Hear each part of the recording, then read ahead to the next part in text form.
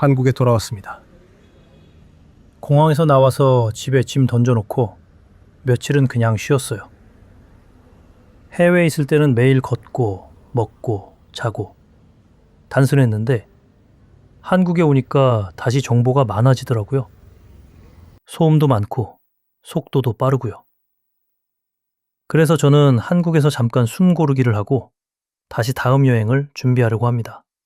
저는 은퇴에 가까운 생활을 하니까 언제 쉬지가 아니라 어떻게 쉬지를 더 고민하게 되거든요.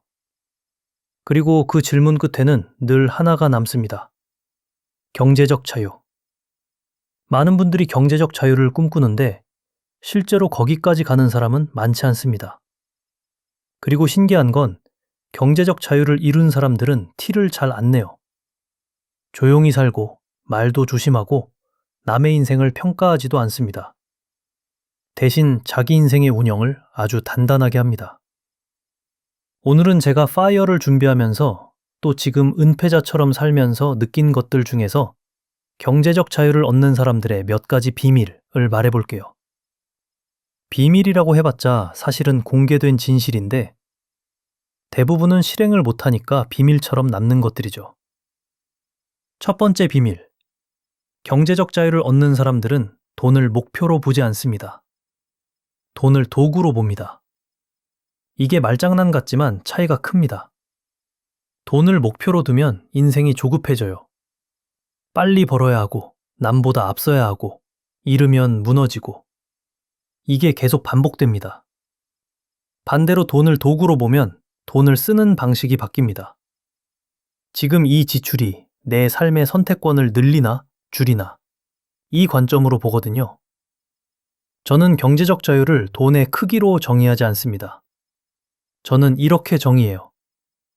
내가 싫은 선택을 거절할 수 있는 상태. 내가 무너지거나 아파도 회복할 시간이 있는 상태. 내가 사람을 돈 때문에 붙잡지 않아도 되는 상태. 이게 돈이 많아서 되는 게 아니라 시스템이 있어서 됩니다. 그리고 여기서 같이 바뀌는 게 하나 더 있어요. 시간을 바라보는 방식입니다. 대부분은 시간을 노동력으로 씁니다. 내 시간을 주고 돈을 받는 구조죠. 그 구조가 나쁜 건 아닙니다. 누구나 거기서 시작합니다. 문제는 거기서 끝나면 경제적 자유는 절대 오지 않습니다. 경제적 자유를 이루는 사람들은 시간 자체를 자본으로 봅니다. 시간을 돈으로 바꾸는 게 아니라 시간을 써서 돈이 흐르는 구조를 만듭니다. 투자자 관점으로 말하면 월급은 현금 흐름이 맞아요. 근데 월급은 내가 멈추면 끊기는 현금 흐름입니다. 그래서 경제적 자유를 얻는 사람들은 내가 멈춰도 남는 현금 흐름을 계속 쌓아갑니다. 이게 첫 번째 비밀이에요. 돈은 목적이 아니라 선택권을 늘리는 도구다. 시간은 노동이 아니라 자본이다. 두 번째 비밀. 경제적 자유를 얻는 사람들은 들어오는 돈을 구조화합니다. 이건 되게 현실적인 얘기인데요. 사람들은 돈이 부족하다고 말하지만 사실은 돈이 정리되지 않은 상태인 경우가 많습니다. 돈이 많아도 정리가 안 되면 늘 불안하고 돈이 적어도 정리가 되면 꽤 안정적입니다. 구조화라는 건 거창한 게 아닙니다. 돈이 들어오면 자동으로 갈라지는 길을 만드는 겁니다. 저는 돈을 4칸으로 나눴습니다. 첫째, 생존비. 집, 식비, 보험, 공과금 같은 기본 비용. 이건 안정이 먼저예요. 둘째, 투자비. 미래의 나를 고용하는 돈입니다. 지금의 소비를 조금 더 나로 하고 미래에 내 시간을 사는 돈. 셋째, 성장비. 책, 공부, 건강, 체력. 여기서 많은 분들이 오해하는데요. 중년 이후에는 성장비를 줄이면 인생이 급격히 무너집니다. 몸이든 기술이든 유지비가 계속 들어가요. 안 들어가면 하락합니다. 넷째, 비상비. 이건 돈이 아니라 멘탈 방어막입니다. 경제적 자유를 준비하다가 무너지는 사람 대부분은 예상치 못한 일 앞에서 멘탈이 먼저 깨집니다. 비상비는 그걸 막는 장치예요. 이렇게 나누면 뭐가 달라지냐? 절약이 덜 괴로워집니다. 왜냐면 무작정 아끼는 게 아니라 우선순위가 명확해지거든요. 그리고 빚에 대한 태도도 이때 갈립니다. 경제적 자유를 얻는 사람들은 소비를 위한 빚은 되게 경계합니다. 왜냐면 소비 빚은 미래의 시간을 잡아먹거든요. 한 달 카드값이 아니라 몇 달의 선택권을 미리 팔아버리는 거예요. 반면 자산을 키우는 데 도움이 되는 빚은 아주 조심스럽게 조건이 맞을 때만 전략적으로 보기도 합니다. 여기서 중요한 건 빚을 쓰냐 마냐가 아니라 내 인생의 하방이 안전한 상태에서 쓰냐입니다. 투자에서 레버리지는 잘 쓰면 속도를 올리지만 잘못 쓰면 인생을 날립니다. 중년은 회복 시간이 길기 때문에 저는 특히 하방 방어가 먼저라고 생각해요. 세 번째 비밀. 경제적 자유를 얻는 사람들은 수입원을 하나로 두지 않습니다. 이건 정말 중요합니다. 직장 하나에만 의존하는 건 투자에서 한 종목 올인하는 거랑 똑같아요. 평소엔 괜찮아 보이지만 한 번 흔들리면 크게 무너집니다. 경제적 자유를 원하는 사람들은 수입을 파이프라인으로 봅니다. 월급이라는 한 줄기 물줄기 말고 작은 물줄기 여러 개를 만들어 놓는 거예요. 큰 돈이 아니어도 됩니다. 처음부터 큰 물줄기를 만들 수 있는 사람은 거의 없어요. 중요한 건 여러 갈래가 있다는 감각입니다. 예를 들어 배당, 이자, 임대, 콘텐츠 수익, 프리랜서, 파트타임.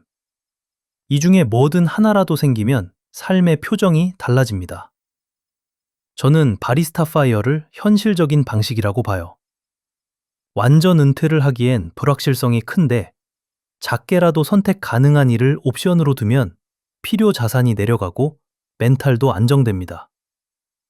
여기서 많은 분들이 이렇게 묻습니다. 그럼 결국 유튜브나 강의 같은 걸 해야 돼? 꼭 그렇진 않습니다. 하지만 핵심은 이거예요. 내 시간이 한 번 투입되면 여러 번 결과가 나오는 구조를 만들 것. 이게 되면 경제적 자유가 가까워집니다. 투자도 결국 같은 원리죠. 한 번 산 자산이 시간이 지나면서 복리로 결과를 만들어내니까요.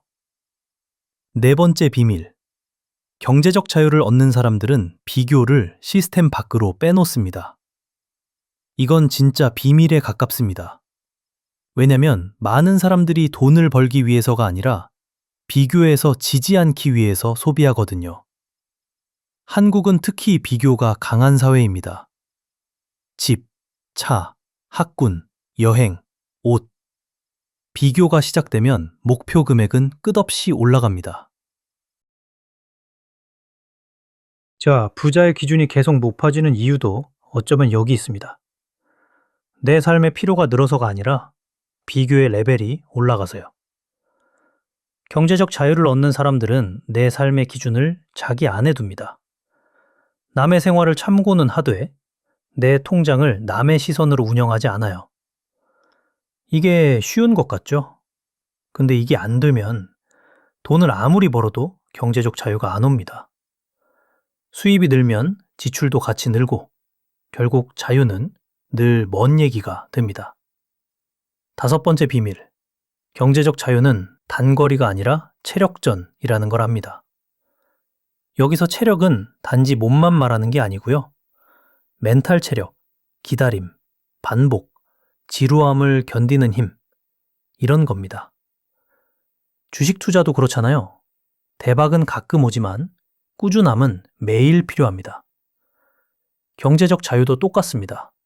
한 번의 승부로 끝내려고 하면 대부분 무리하고 레버리지 쓰고 조급해지고 결국 큰 손실을 만나면 끝납니다. 반대로 작은 습관을 오래 유지하는 사람이 이깁니다. 월급 들어오면 자동으로 투자되는 시스템, 무의미한 소비를 줄이는 기준, 건강을 지키는 루틴, 지출의 우선순위를 고정하는 원칙, 이런 것들이 5년, 10년 쌓이면 어느 순간부터 인생이 흔들리지 않는 구간이 옵니다. 저는 지금 한국에 돌아와서 잠깐 쉬고 있잖아요. 이 생활이 가능한 이유는 제가 대단해서가 아니라 제 삶에 시스템이 있기 때문입니다. 제가 지금 여행을 준비하는 것도 마찬가지예요. 사람들이 와, 좋겠다 라고 말하지만 사실 저는 여행이 사치라고 생각하지 않습니다. 저에게 여행은 회복이고 정비입니다. 자동차도 오래 타려면 정비를 하잖아요. 중년의 인생도 정비가 필요합니다. 정비 없이 달리면 어느 날 멈춥니다. 경제적 자유를 얻는 사람들은 그 정비를 나중에 하지 않습니다. 지금 합니다. 그래서 오래 갑니다. 마지막으로 오늘 이야기의 결론을 정리해 볼게요. 경제적 자유를 얻는 사람들의 비밀은 엄청난 비법이 아니라 생각의 틀과 운영 방식의 차이입니다. 돈을 목표가 아니라 선택권으로 본다. 시간을 노동이 아니라 자본으로 본다. 돈이 들어오면 구조화한다. 수입원을 하나로 두지 않는다. 비교를 시스템 밖으로 뺀다. 그리고 장기전이라는 걸 안다. 이 6가지가 쌓이면 경제적 자유는 꿈이 아니라 생활이 됩니다. 저는 지금 한국에서 숨을 좀 고르고 다음 여행을 준비하면서 또 제 삶의 시스템을 점검하고 있어요. 여행을 가기 전에는 늘 확인합니다. 비상금이 있는지, 투자 포지션이 무리한지, 고정비가 새고 있지는 않은지, 그리고 무엇보다 내 건강과 리듬이 괜찮은지. 경제적 자유는 돈이 많아서 오는 게 아니라 내 삶이 흔들리지 않게 운영하는 데서 옵니다. 오늘 이 영상을 듣는 분들도 거창하게 시작하지 마시고요. 딱 하나만 해보셨으면 좋겠습니다. 이번 달 카드 내역을 펼쳐놓고 이 지출은 내 선택권을 늘렸나, 줄였나? 이 질문을 한 번만 던져보세요. 그 질문이 반복되면 돈은 더 이상 불안의 원인이 아니라 내 삶을 넓히는 도구가 됩니다. 한국 공기가 익숙하면서도 또 오랜만이라 그런지 느낌이 다르네요. 다음 여행 준비하면서 또 한 번 제 인생의 리듬을 잘 맞춰보겠습니다.